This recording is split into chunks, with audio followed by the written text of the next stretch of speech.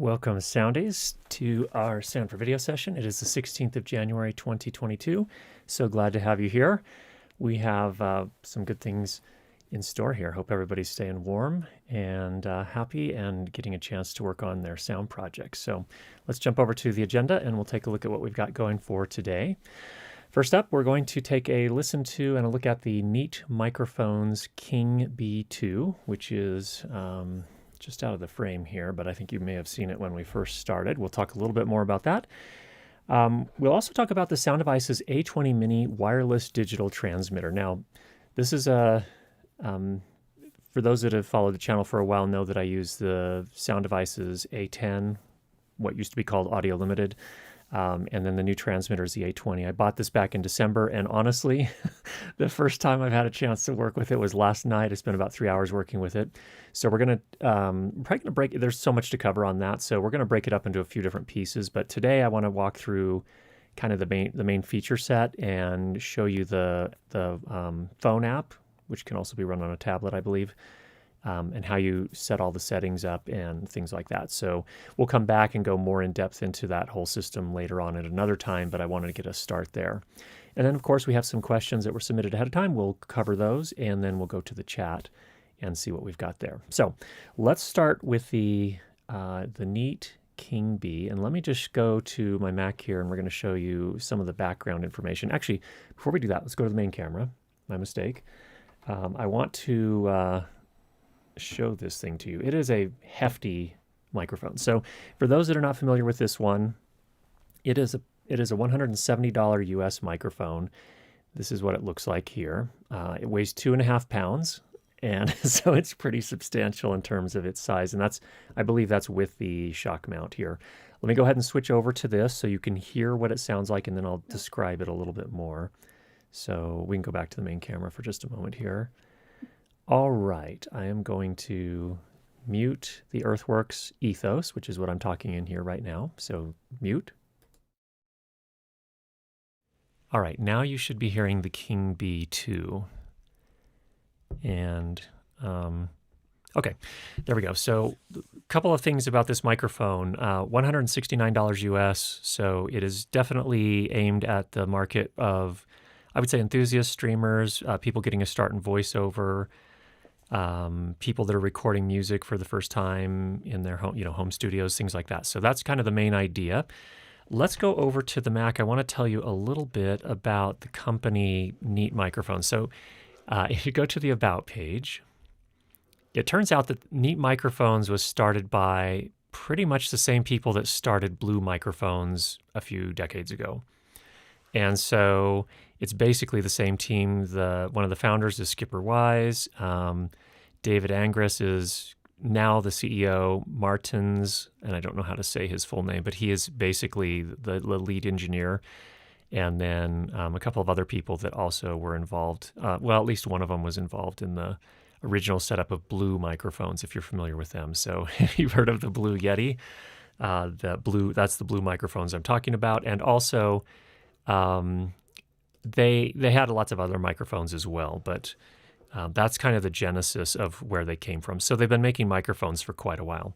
The Neat King B is their second generation large diaphragm condenser microphone. They go out of their way on multiple cases through their marketing materials to call it a true condenser microphone, which to me is kind of a funny term. I think what they really mean by that, or what really is meant by that, is it's the traditional condenser microphone design as opposed to a permanently polarized backplate.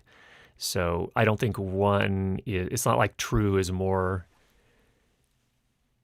it has more integrity or anything. It's just a different approach for how the microphone itself actually works. They call out that they're using Class A discrete electronics, gold sputtered microphone capsule, so on and so forth. So it is a cardioid large diaphragm condenser microphone.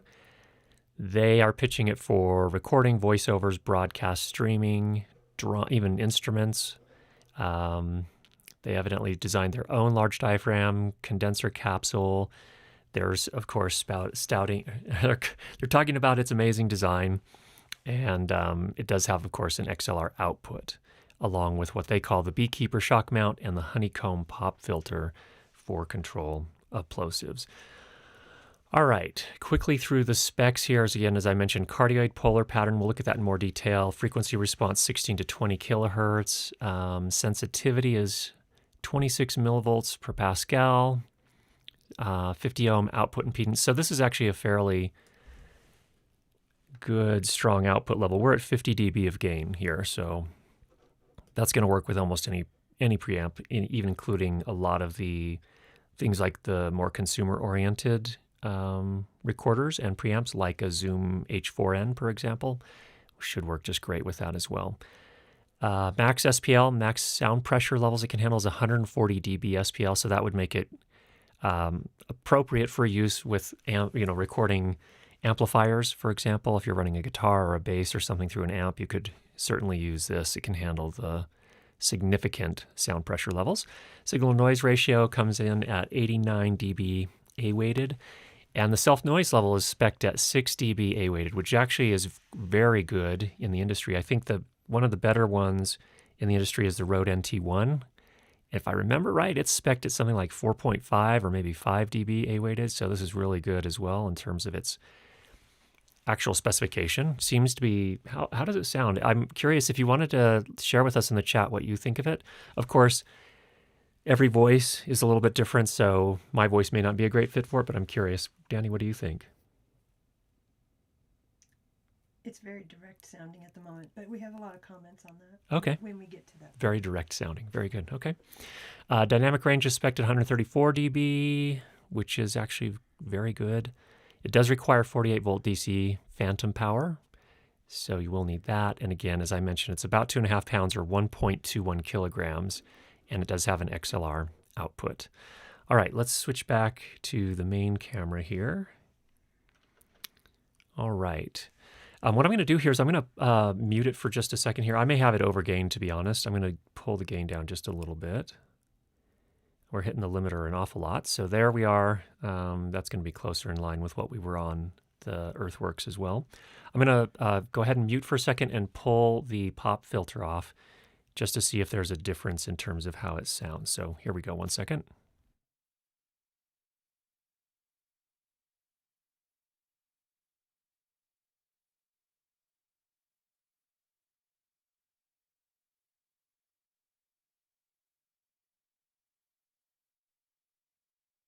Okay, I think it's fair to say that there is little risk that this will accidentally fall off by itself during recording.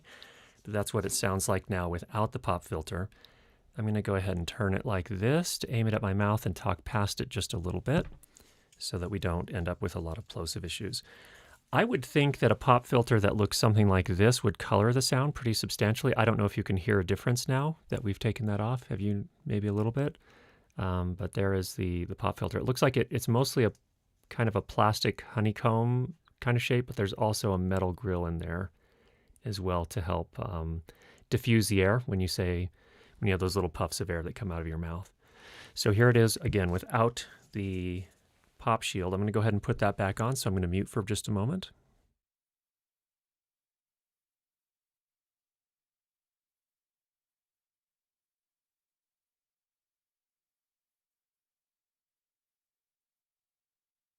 That just snaps right back on there. So now we're back on with the pop filter back in place. All right, so let's go ahead and take a look at the chat and see what we've got going on there. Any questions or input or impressions that you'd love to share?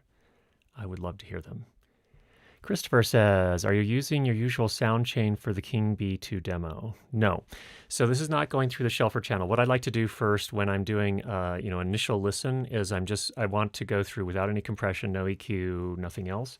And so in this case, we're coming through Sound Devices Mix Pre 3. And that is going line out into the A20-Mini. So it's actually probably a little bit out of sync too, by the way.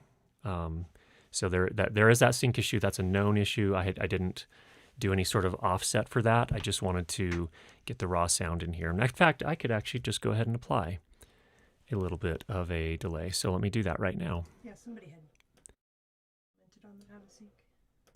Okay, now we have a 4-frame delay. So on the audio, so it's slowing the audio down by 4 frames. Let me just do a clap here and you can tell me how in or out of sync we are. There's some claps there for you. So that should be a little bit closer in sync. Thanks for the notes on that. Ted says, sounds good, but the Earthworks sounds better on your voice. I think the Earthworks is much more expensive though. Yes, certainly is. So the Earthworks Ethos is a $700 microphone versus the Neat Microphones King B2, which is $169. A little more brittle sounding to me. Very good. Thanks, Keith. I appreciate that. David says, I prefer the audio from the King B2 rather than the Earthworks. There you go. The Earthworks sounds ever so slightly muddy. Could be my processing on that too. Michael says, sounds good, but the Earthworks is a tough act to follow. Agreed. Definitely. Linda says, sounds good to me. All right. Okay. And then there were some just comparing the pop filter. Oh, okay. Yeah, let's get those. I'm curious about what you thought the pop filter did in terms of sound. This is, by the way, part of the reason we do this. Good exercises here. Subtle difference, Linda says. Thanks for that. Seems to sound warmer without the pop filter. Interesting. Okay. Reduces the fry. That's all. Good. There we go. Better sync. Yes.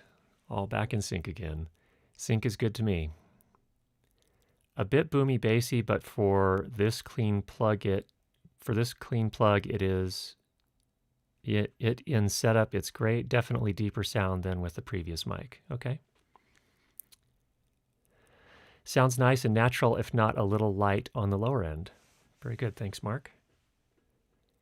With my cheap monitor PC speakers, the mic sounds a bit soft, but honestly, they aren't the best for critical listening. Need headphones to hear details well. Also, there is a storm outside my house. Okay.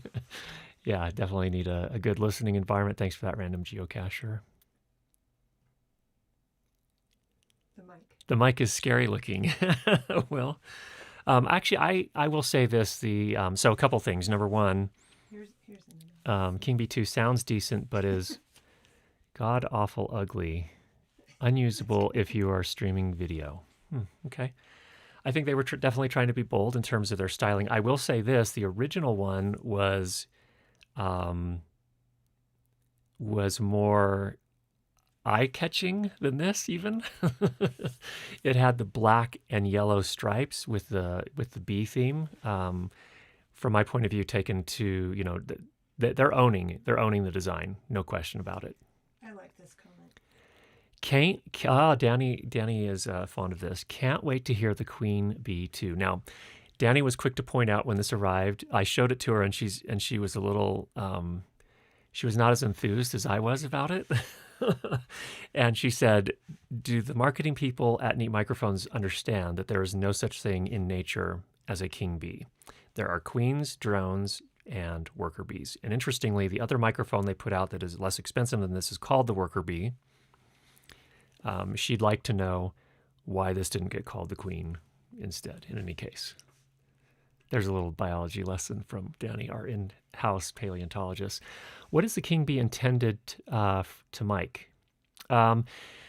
They say basically everything. And in fact, let's go to our overhead camera here, and I want to show the documentation. I will say that for a microphone, I think they have a clear understanding of their audience, and I think it shows in the documentation. So this is actually some of the better documentation I've ever seen for someone that's buying their first microphone.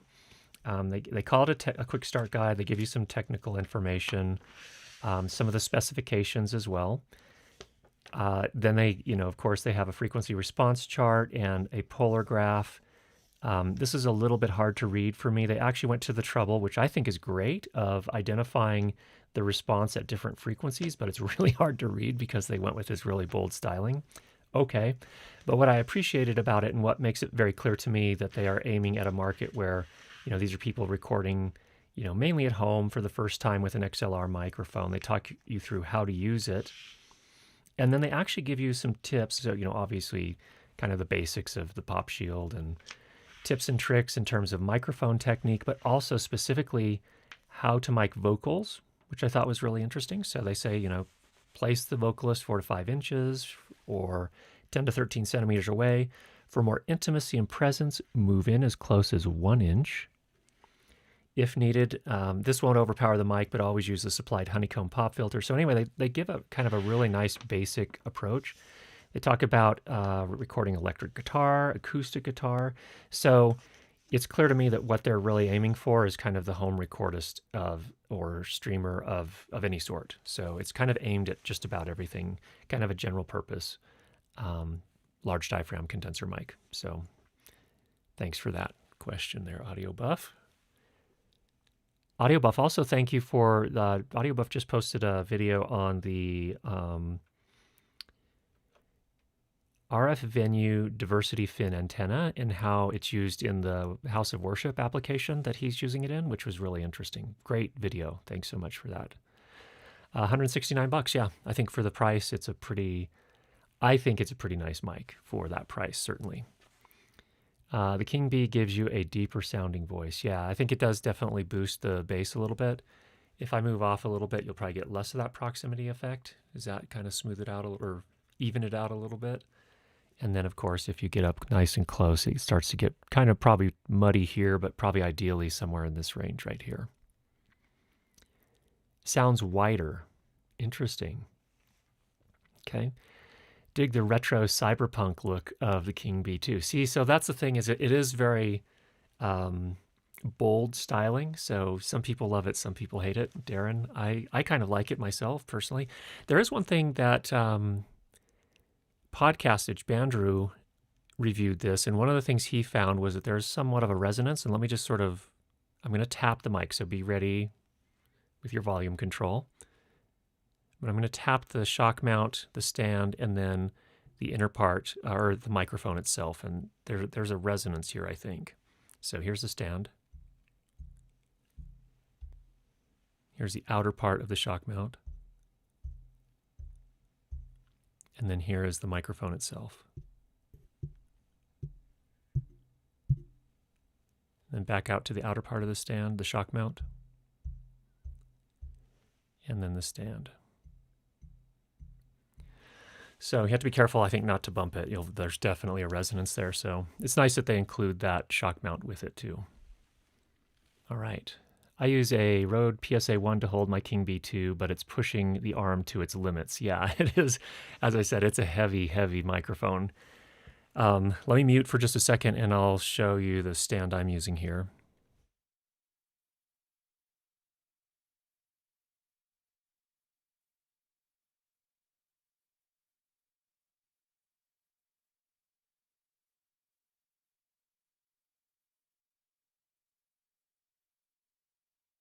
So I'm just using a little desk stand, like a $10 or $15 desk stand with a weighted base, and that seems to do fine. But yeah, a lot of the arms you're going to have to if you're going to put it on one of those studio arms, you're going to have to make sure it's one that can handle that kind of weight. King Bee 2 is probably my favorite looking neat mic.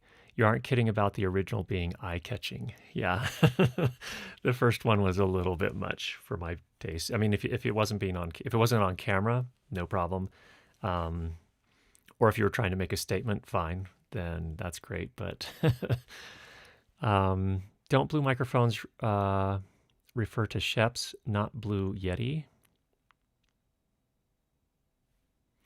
Well, some of the Sheps microphones are blue, but no, what I mean by the people that founded Neat Microphones, many of them were either worked at or were founders of Blue Microphones. And that's the company that makes the Blue Yeti amongst a lot of other microphones. They actually make some high-end microphones as well. They often had this design here with the capsule in a separate enclosure attached to a larger body that was the rest of the microphone. So that's a pretty standard pattern they used. But I see what you're saying. I didn't know if that was a joke or if you were serious about that question. But yeah, the Sheps are colored blue in any case. Maybe I missed it, but are we listening to a clean signal or have you added any compressor filters to the mic? Let's see, the only thing, we do have the limiter on and we do have a 40 hertz low cut on. I'll turn the low cut off. Okay, now the low cut is turned off altogether. The only other thing on here is, let's see, the gain is set to 48 dB of gain. We have the limiter turned on, and that's it. Everything else is just clean from the Mix Pre 3 line out to the A10-Mini Extreme ISO. So no other processing aside from the limiter. But we're not up against the limiter, so we're not really engaging it all that much. So to answer your question, okay. Some other reviewers reported about buzz, hum, noise when touching the microphone. Sounds like some grounding issue. Doesn't seem to be the case with your unit. Let me just go ahead and touch it.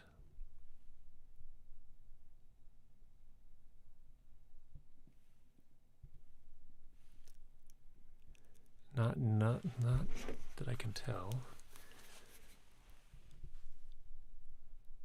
Yeah, I'm not hearing that. That could also be an issue with their cabling, not sure, but doesn't seem to be an issue with this particular copy. All right, all good. I'm going to go ahead and switch back over to the Earthworks here. I'm going to go ahead and mute this, and we'll be right back with you.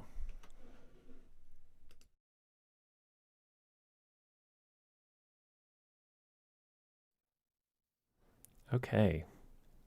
We are back on the Earthworks.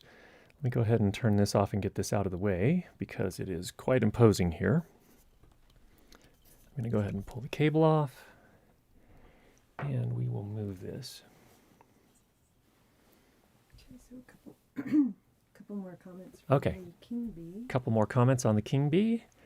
It's the radio voice, and I like it. Yeah, it is. It does have that broadcasty sound to it. Yeah, sounds clean. So, And one more. and one more. I'm a fan of the original King Bee. Haven't played with the 2 yet. Thanks, Alan. Yeah, it's actually for the price. Wow. One of my favorites for like voiceover and streaming, and at a fairly reasonable price is the Rode NT1. But I think this King Bee 2 is definitely giving it a run for its money at about $100 less, if I remember the pricing on the NT1. So, good job, Neat. I think you're doing a good job on that at least. So, okay, we are at about 22 past the hour. Let's go ahead and talk about the Audio Limited A10. So what I want to do is come back to the Mac here. Let me just run through the feature set really quickly on the A20 transmitter in particular. Again, we're just going to run through kind of the app and setup and things of that nature first, but kind of run through some of the main features. And actually, Danny, if you wouldn't mind for a second switching to the overhead cam here. Okay, so just so you can get a sense here, this is the iPhone 12 Max Pro Big, whatever they call this phone.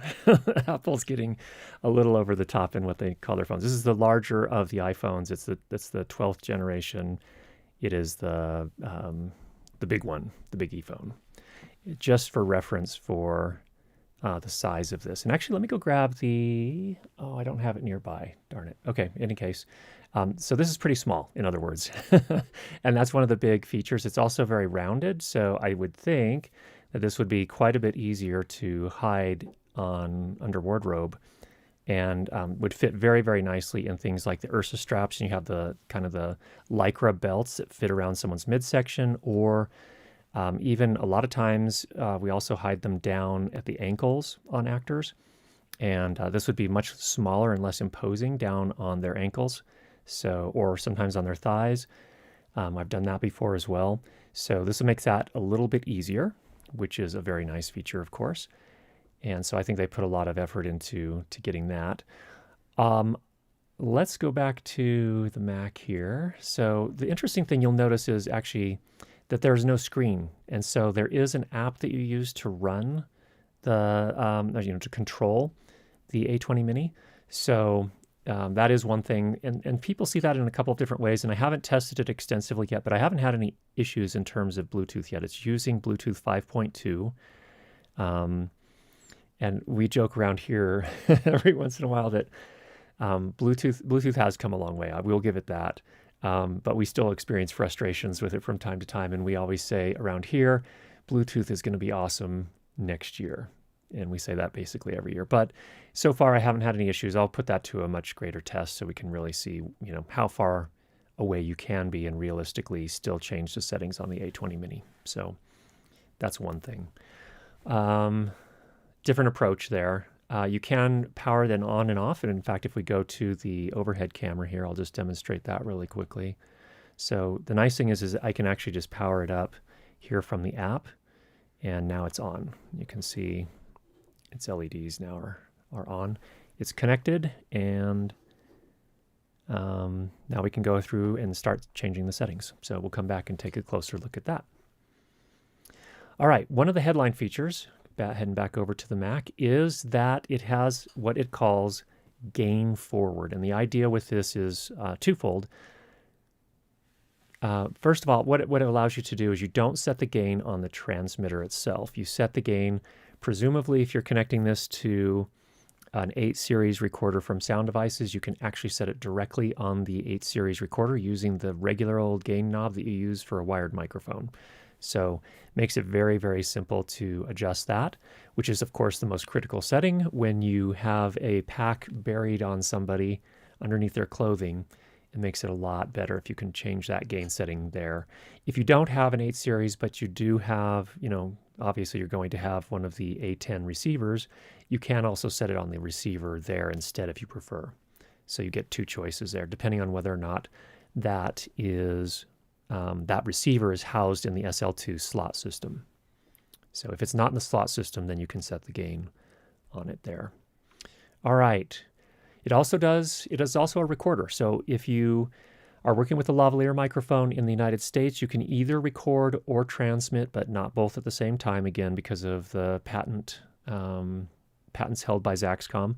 But it is a 32-bit float recorder. It can record about 130, maybe a little bit more, 130 dB of dynamic range into a 32-bit float wave file. So this allows for you to make those gain decisions in post. So that's really helpful if you're recording and you don't have the ability to monitor.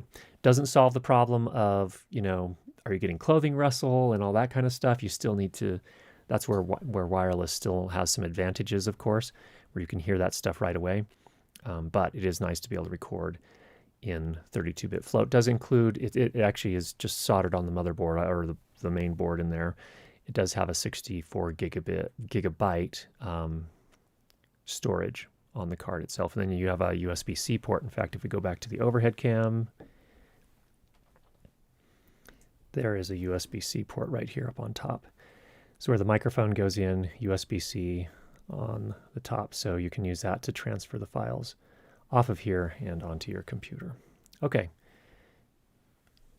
Back to the Mac here. Another headline feature, it does have a time code generator built into it with a 0.2 ppm specification. So basically you should be able to jam that at the start of the day and it should be good through the rest of the day. Really, really helpful if you're using this as a recorder. So it makes it a lot easier to sync in post if you're using time code on all of your other cameras. Let's see here. It is a wideband transmitter, so it can transmit between 470 and 694 megahertz. So you can transmit in most of the places around the world in the unlicensed wireless bands. So that's really helpful as well. In terms of power, it can be powered. Let's go back to the overhead camera here. I'll show this. Here is the Sony BX1. NPBX1 is the battery that you can use. This is a lithium-ion battery. I understand it gets you, let me go ahead and turn this off. I'm going to go ahead and open this up. I understand you get about 3.5 hours depending on your, what level what RF power you're using, but that just fits in there like that. And they have put some, interestingly, they have some nice silicone, it feels like silicone gaskets here. So they do say it is also water resistant. So if you're going to put that on a sweaty actor, it should be good. And also, what's interesting too is that if you, for whatever reason, run out of, you can't charge these quickly enough, and they actually do charge pretty quickly. I got a Manfrotto dual charger, and it actually charges them up pretty quickly, but you can also use AAA batteries if you choose to as well. So you have options there if needed. See, I mentioned the water resistance. There is also a power station that you can use. So you can charge the unit itself by plugging them into the Sound Devices powering station. So that's an option. And then that's basically it on the side. Okay, let's go. Let's see. We are on the overhead cam. So let me just show you a few things here. First, a physical tour. It does come with 3 different antennae. And each of these are rated, you can maybe see it, it's probably a little bit difficult to see, but this one is rated for 540 to 638 megahertz, so it's optimized in terms of its length. This one is basically so you can cut it down. It doesn't come with it doesn't have the tip on it yet, but it also does come with different colored tips, so you can use that to specify different things if you need to keep track of things. But you can cut this one to the specific length you need for the frequency that you're most frequently transmitting at, which is a nice option. And then the antenna I have on it right now is actually for 470 to 548 megahertz. And these, of course, just use these SMA connectors, so you can change them off without a tool, just like that. Just like the A10, this does have a 3-pin LEMO style connector. It is wired a little bit differently than the Shure 3-pin, so you will have to have your termination. In my case, I had Gotham Sound put the terminations on my mics to work with the A10 and the A20. As I showed before, we have the USB-C port on here. This is how you jam, if you need to jam sync this to another timecode generator. There's a cable that you buy separately. It's actually quite expensive, but it is a USB-C to, I think it's a 5-pin LEMO, if I remember correctly, for Sound Devices. So I could jam this to my A88 here. With this, the USB-C, of course, goes in here, and then this goes into the timecode port on the 888 to jam it. So that's that. Trying to keep things organized here. Let's put this back in. There are a series, you'll notice there are a series of LEDs on across the unit. And you'll see as I turn it on here. So there's the power, but these are also, if I need to ID it, it will flash those. All in blue, and they actually change colors. So that one that was green now is blue. So we can turn that back off. If I'm going to mute, then I get the blue LED over here. You can name each of them, so if you wanted to change the name, that's a possibility. And just to keep track, if you've got multiple of them, that makes things a little bit easier. You can also change the mode. Of course, again, in the United States, it's either radio frequency or record. You can only do one or the other at a time. But if we go into record mode here, you can see we now have a record button. As we start recording, we get the red LEDs to indicate that it is recording. Okay, I'll go ahead and stop that. I'm going to switch back over into RF mode. Now it's a wireless transmitter. You can format the media from right here. It asks you a couple times to make sure, which is good, just so you don't accidentally do that. It's formatting. Just takes a few seconds there. Let's see. On the information, this tells you the firmware version you're running on the A20-Mini, and I think actually you can do the firmware update directly from the app here. There hasn't been a firmware update since I got it, so I don't know that for sure, but I think that's the idea and how that works. And so what that would mean is that the app gets updated with the firmware update, and then you can transmit it, I think, is hopefully how it works. Here's where you set your frequency. So again, we can see here, this goes from 470 up to 656. Be careful. You need to know what frequencies are legal to use without a license in your particular area. So just because you have all that available to you doesn't mean you can just go do it, go use it.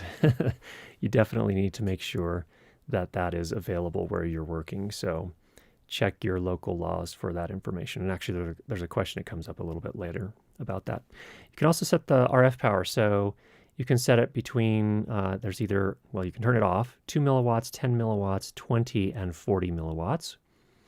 Some of these figures may sound low. So for example, some of the Electrosonics wireless kits or transmitters can transmit up to 100 milliwatts. I've actually had a very good experience with even the A10 in the lower transmission settings, as long as you're using a good antenna. So in the case, I'm using the RF venue diversity fin, and I just really haven't had any problems in the work that I've done. So I would normally keep that at low. If I'm working in a small space, I might drop it down to 2 milliwatts. If I'm working outdoors or at farther distances, we could pop it up higher as well. Of course, you'll use battery quicker if you do that, but those are all options available to you.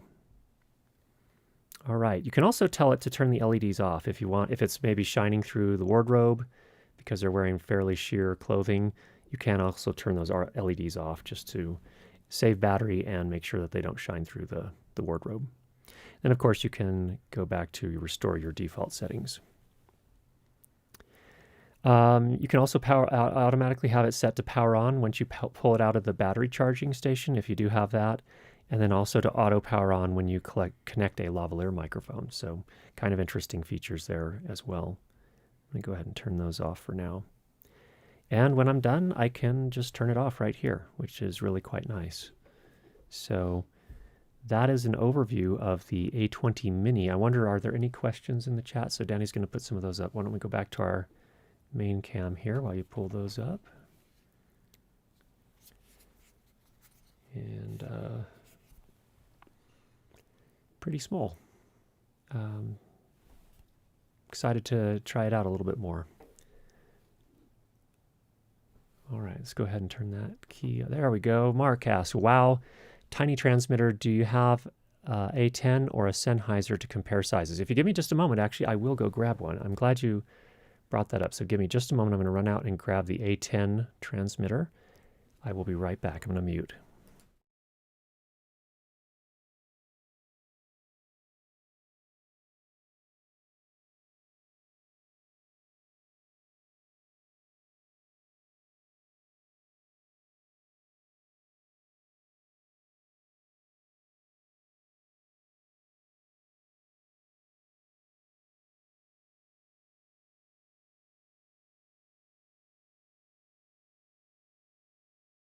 All right, let's go back to our overhead cam here, Danny. And here's a comparison for you. So A20-Mini, A10.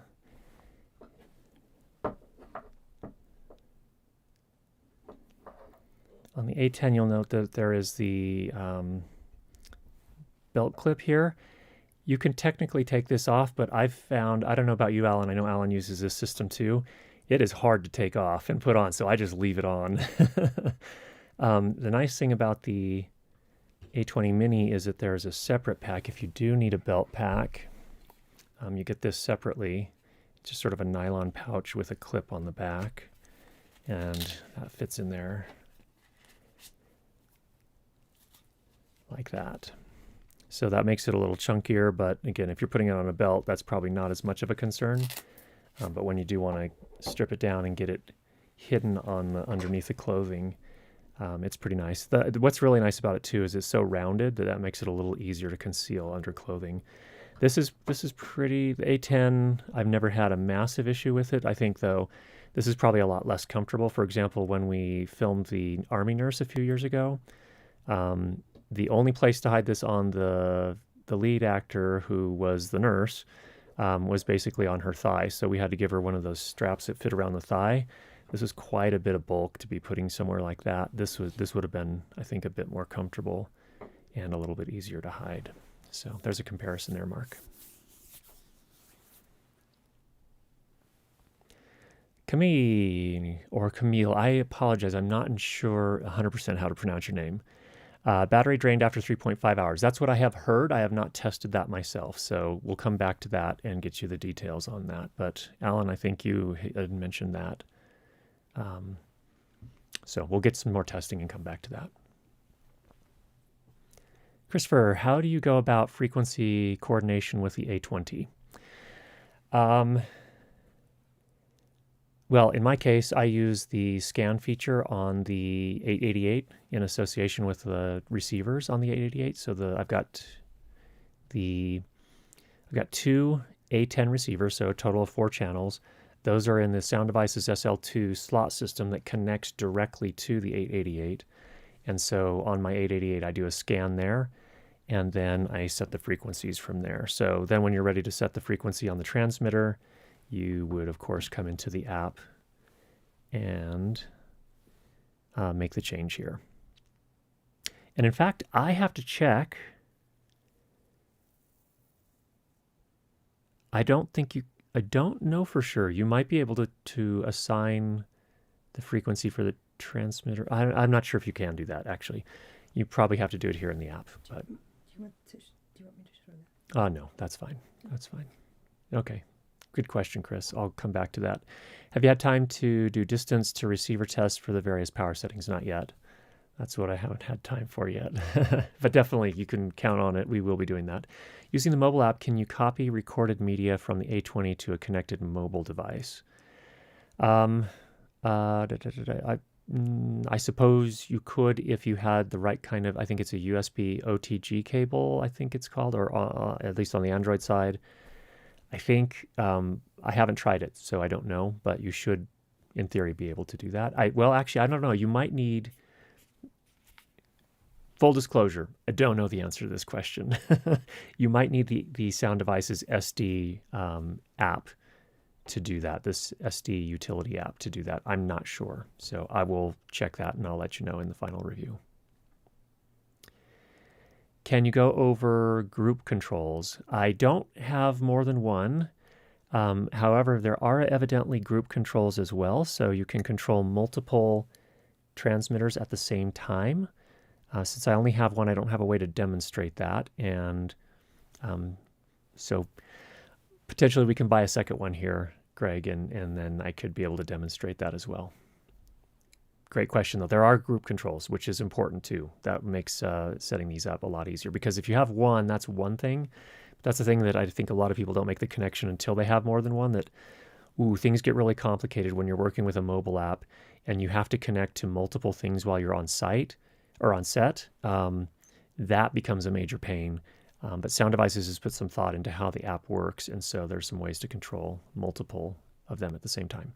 Can you be connected to multiple A20 at the same time via Bluetooth, or do you need to reconnect to every unit? Again, don't know the answer to that. There are group controls, so my sense is that you can be connected to multiple at the same time, but we'll have to come back to that when we have another unit we can test with. Oh, thanks for the super chat, Camille. All right, A20-Mini, great product. Oh, this is from Paul. Truly professional for a professional price. Pity that Zoom don't produce something like a cross-breed of F2 Bluetooth and Rode Wireless Go 2. That would be neat, and I think, well, that is what the Wireless Go 2 is. Basically, at this point, you can also use it as basically a recorder. So it kind of already is that, but maybe Zoom will make one too with the F2. Although the F2 doesn't have any of the RF in it, so that's why it's probably also $100 less expensive. But it's, anyway. Do you have an input on an A20-Mini versus Shure Axient except the initial recording? Do you have any input on A20-Mini versus Shure Axient except the internal recording? Not really. See, the trick is with the Shure, they're both obviously great wireless systems. I would say this, my impression is that the Sound Devices system works better, is a better fit for me from the standpoint that I'm already invested in the system. I already have 2 transmitters and 4 A10 transmitters, 2 A10 receivers, now an A20-Mini. I was already invested in the system. The system works well for me. I'm not doing massive channel counts at any given time, so for me it's a fine fit. If you get into a situation where you're starting to get up into the tens of channels, that's where I think the Axient digital system probably has some major advantages and some additional add-ons. So that's kind of my general sense for how they differ. Does the A20-Mini use the same DAC ADC as the Mix Pre or A88? And do you have any opinion on the noise floor sound quality on an A20-Mini? We'll share that in a future episode. I have no idea if they're using the same DAC or ADC. Well, actually, it's just an analog to digital converter. I don't think it's. Remember, this is a digital wireless system, so it is actually converting the audio to digital and transmits it digitally. It does not have a digital to analog converter of any sort. And is it using the same as the MixPre or the 888? I don't know. It's not cheap. These these are, I think, $2,200 each. So they're packing a lot of technology in a tiny little thing. I don't know if they're using the same converter, but my sense is, from what I've heard so far, it's very good. But we'll have some more tests when we do the full review. Would there be any issues or compromises using these with a MixPre? Well, you wouldn't get the full integration, the gain forward features. So you would be connecting the A10 receiver via XLR inputs to your MixPre. So the gain forward would work to the transmitter. So you could set the gain and the high pass on the transmitter, or sorry, yeah, on the receiver. But you couldn't do it on the actual MixPre itself. So that's kind of the downside. I mean, it's still an upside from the standpoint you can still control the gain remotely, which is really good.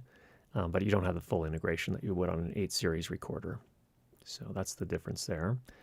Does the A20 record 32-bit float on a micro SD card? No, it has internal storage that is attached to its main board. So the only way to get the data off is to connect via USB-C. I presume to a computer. I don't know if you can do it to a mobile phone as well, but it is 64 gigabytes, so you can record ridiculous amounts of time, more than 24 hours. So there's plenty of capacity there for most recording situations. It's 12:46 and we haven't got to our questions yet. We need to get to our questions. If we have more questions on the A20 Mini, we'll come back to those, but let's go ahead and jump into our questions here that were submitted ahead of time. First up, Corey. I'm leaning towards, so let me give you background. Corey is a kind of like a solo operator on a cooking show, and he says, I am leaning towards a lavalier microphone to simplify the sound recording with the content being cooking. It seems this may be the simplest and most efficient option, even to capture all the sounds associated with cooking as well as her voice. This is the talent. What are your thoughts for the best way to record audio for a cooking show with only one person who is managing both the film and audio? Should I consider having both the boom audio above her when she is standing and stationary and a lavalier attached to her when she moves around the kitchen? And then in post, I can edit between which microphone captured the best sound for that moment of video. I also plan to use our dynamic microphones for the moments where voiceover makes the most sense to overlay over B-roll. Will it be very obvious to the listener if I were to switch between microphones in post-production, or is that something I can learn to seamlessly merge together? Okay, so, I mean, this really is a question of budget and time from my point of view. Ideally, yes, you would use all the microphones. Have a boom, have maybe multiple booms if she moves around a little bit. Have a lavalier as well. A lot of cooking shows, they also use ear-hung microphones that sit here at the cheek. There are lots of options. My general sense is, if time for setup for production and post-production is something that you have plenty of, then yes, absolutely do that. And yes, you can absolutely learn to cut between them. Yes, you will be able to tell when you cut between them. So you're going to have to do some work and learn some skills there to be able to make those cuts. But that's the ideal situation if you want the best experience for your audience. On the other hand, I also understand that not every production has that luxury. You don't necessarily have all the time in the world.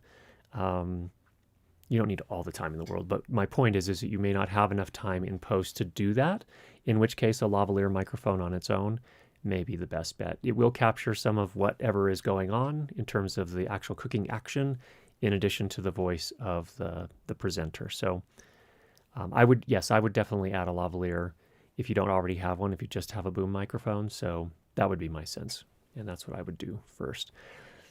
Corey also had a question about wireless microphone systems. From my understanding, the megahertz options for these mics don't change the tone of the microphone. Is that correct? That is correct. It's really just what frequency range the radio frequency is transmitting at. It has nothing to do with, doesn't directly have anything to do with the sound quality necessarily.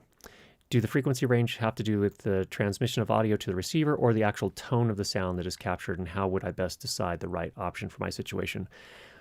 So if you see something that says 2.4 gigahertz, that is more likely, you're not going to see that generally in the kind of the higher end wireless microphone systems, that's generally going to be the more consumer oriented. And some people get offended when I use that term. I'm just trying to categorize at some general level. It's not like pros don't ever use Rode Wireless Go's. There are plenty of pro videographers that do.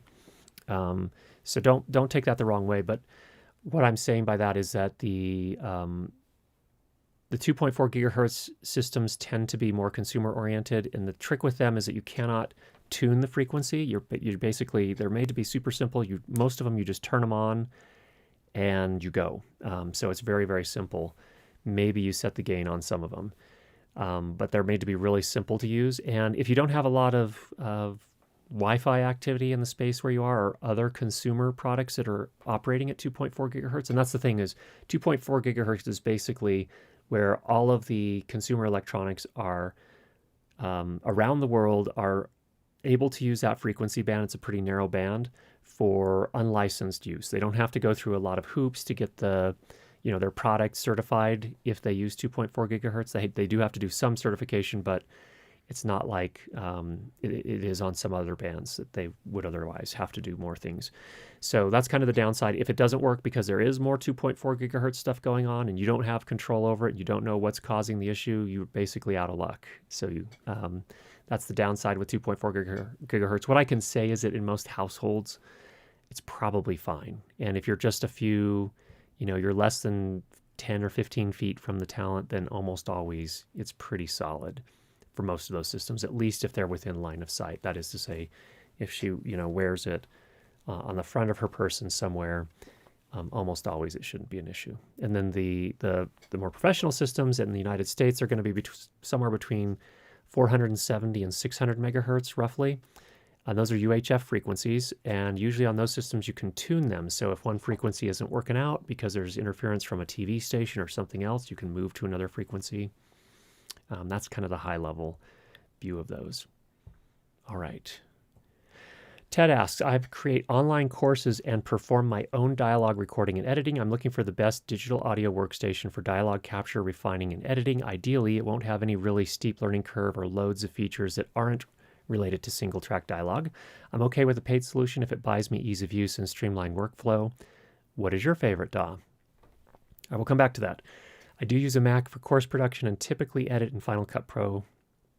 I sometimes do screen capture with Camtasia Studio for Mac. I presently use Audacity for my DAW.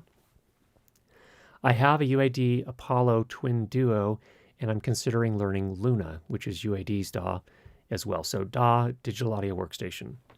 I need a sip of water, one moment.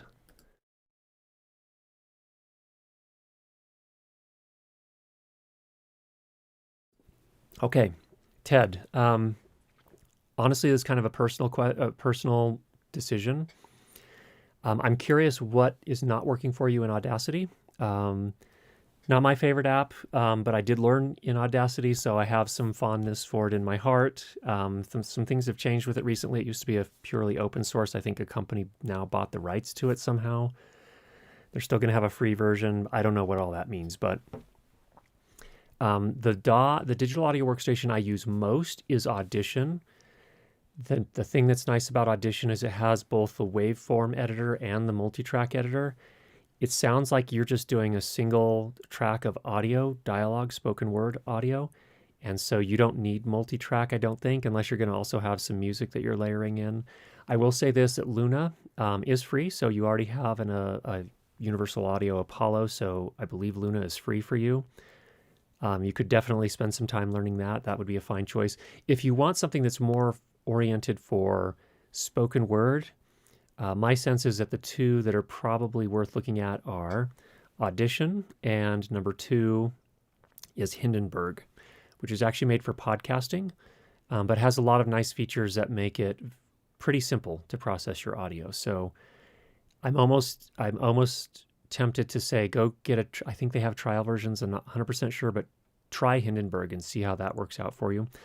Also, it also depends on your workflow. So if you're making courses and you basically record the whole thing all at once, and then in post you cut it up to make your final lesson or whatever you're making course, what I would recommend in that workflow, typically what you can do is you can actually process the audio first, get it to how you want it to sound without cutting any parts out. You're just processing for tone and clean audio and so on and so forth, maybe taking care of any mouth clicks. Export that in its entirety. Then you can bring that into Final Cut Pro, match it up with the video or screen capture that you've done, and then you can cut out the parts you need. So that's a workflow that I think works really well. I do that for my YouTube videos. That way you don't have to worry about round tripping. It's just audio's processed up front, all in one go, and then you can edit in Final Cut Pro. So that's what I would recommend. Also, some people say if you're in Final Cut Pro, Logic is worth a look. Logic was really, and actually Luna is also, those tend to be much more focused on music production, just so you're aware. And they don't have, they're starting to, but I haven't looked at Luna, so I don't know, but they don't have as rich an offline type of environment for editing video or for editing audio as does Audition for sure, and I think Hindenburg as well. So what I mean by that is the ability to, for example, push a button and have it measure to get the loudness unit's full scale measure of the entire piece. On Logic, last time I checked, unless they have some new tools that I'm not aware of, there's no way to do that. You have to run through the entire audio and have the meter measure it over time. So just having those offline features is really nice. Maybe they have them now. I don't know. But those are the things I would look at. Next up from John, I just purchased an Atomos AtomX time sync device. If possible, I'd like to hear how to set it up with a Zoom F6 recorder without additional hardware like a tentacle. That should be possible. I don't have an AtomX on hand to show you, but if we go to the Mac here really quickly, Danny, let's take a look here. I did a little search here. I didn't see any videos on YouTube except for this one right here by Photo Joseph, my friend. He does talk about the AtomX sync, and he does show a Zoom F6 in here. There's a chance he may run through that in specific for that particular device. So I would take a look at this video, do a search for Photo Joseph, Zoom F6, AtomX, and that'll come up. Okay. All right, back to the questions then. Next up is from Camus. From your videos, I can tell that your favorite shotgun microphone is the DPA 4017B, your favorite pencil condenser is the MKH8050. What is the reason you don't choose one brand for both? For example, what does DPA's pencil not have that the 8050 does, and vice versa? Well, that's just a really practical thing. It's because I used the MKH8050 beforehand, and I really liked it, so I stuck with it. And I just don't have an unending budget, so I haven't had a chance to work with the DPA equivalent, whatever that is. I don't even know what it is. So I just haven't had a chance to work with it. DPA 4017B, I did some research. I really loved the sound of it. It seemed to work so well on so many different voices. And I like the size of it. I did get a chance to try it out. And not that it was a thorough test, but at NAB, I was able to go to the DPA booth and take a look at it. At that point, I already have my MKH8050, so I was already pretty well set. Do they cut back and forth pretty well? Pretty well, yeah, but normally I'm not cutting between boom mics anyway, so it's not a big deal. What's more of a concern is cutting between a boom mic and lavaliers, and that's, a lot of that work is often done in Isotope RX. So that's how I approach it. I think it's a fine approach if you want to stick with the same brand, especially a quality brand like DPA, or if you want to stick with all Sennheiser, that's also fine. Typically, the manufacturers will try, not always, but oftentimes they will try to voice their microphones similarly. There's definitely a Sennheiser sound, I would say, although that's evolved over time. I would say the MKH8050 and the MKH50 definitely sound different. They also have different characteristics. The polar pattern on the MKH8050 is not as narrow as it is on the MKH50. So they evolve over time too. So I don't think it's strictly necessary to stick with the same brand, but I just think find microphones that you're happy with and enjoy recording. Next up from Rob K. This is our last question that was submitted ahead of time. I was editing a voiceover project last night and discovered about 90 seconds, about 15% of the finished file of the recording was unusable. I quickly recorded this bit of blah blah in almost, but not quite the same conditions of the original recording. The recordings were within 1 LKFS of loudness of each other, and they had similar peaks. To my ear, they were very similar, but not quite the same, Because I'm already up against the deadline, I decided to edit them both together and put their respective room tones side by side. After I bounced it all out to a new track, I processed the whole mess like I always do: high pass, compression, makeup gain, DS, limiter. My loudness was where I wanted it to be for my client's needs, so no normalization required. I did noise reduction learning from the combo room tones. Yes, I'm one of those guys. Bounced out the final mix and called it a day. Would you have done the same? Different? Am I crazy to do noise reduction at the end? I want to know. Well, I prefer not to do noise reduction at the end because sometimes noise reduction can actually throw the phase off a bit. So you can end up with asymmetry if you're just processing a mono track. But if it's already stereo, I don't know why it would be here with voiceover, but there's also some risks there. But the biggest thing I find is that it throws off the phase, and so you get these asymmetric waveforms in many cases. And so that's why I prefer not to do it last, personally. But on the other hand, Rob, if it sounds good, it is good. So don't let anyone impose rules upon you. If someone declares a rule or a law of audio processing, test it, try it out, and see how it works for you. Keep an open mind. We all are learning. I'm still learning so much. I have tons and tons and tons to learn. I think we all do. So I think it's just important to keep an open mind. But if you got good results and your client's happy, that's good. And I gave you the reason for why I typically don't like to do noise reduction as a last step. So take that into consideration as well in the future. So that's my thought on that. Okay, we have 3 more questions, Danny says. I think you can do 3. 3. Danny says I can do 3. This one should you put up at the very beginning. Okay, Shoji. Can you provide some tips on how to use the audio controls built into the A10-Mini to reduce background noise, fan noise during a live stream? Yes. In fact, I think I have a video on that on YouTube already. If you do a search for Curtis Judd ATEM, I definitely have one on compression, and I think I have one on noise, the noise gate as well. So definitely take a look at that. Okay, hello everyone. How can I auto duck 2 voice channels? I use Adobe Audition, plugin recommendations maybe. Well, I would start, I think there's some auto ducking built into Audition. If you go to the, what is that called? Something like the Smart Sound panel or something. I can't remember what it's called. I don't use it that often, but it does have a ducking feature. So that would be the first place I would start. There is also an auto mix. We looked at this some time ago, probably about a year, maybe a year and a half ago.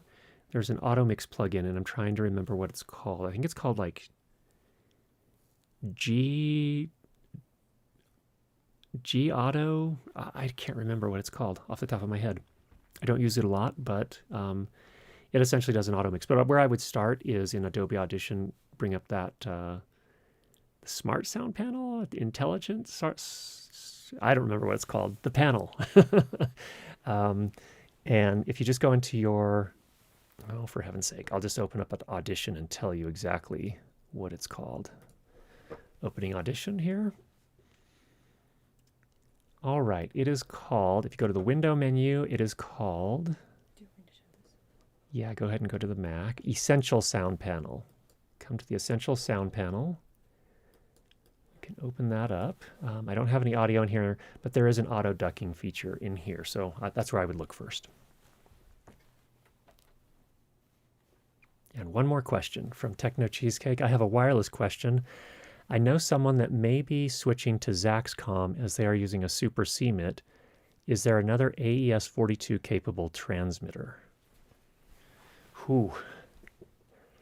I don't know the answer to that. I've never looked for that, so I'm sorry, I don't know.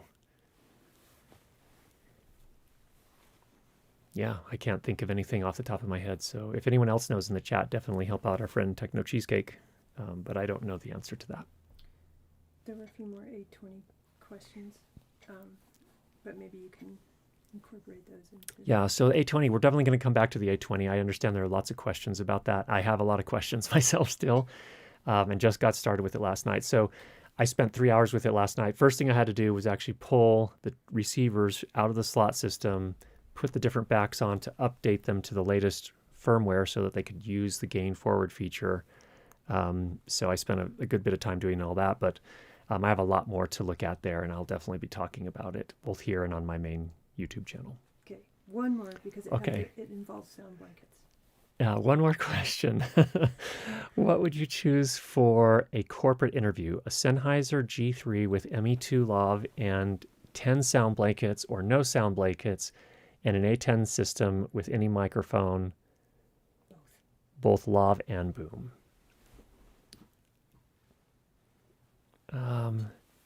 Well, what I would do is I would buy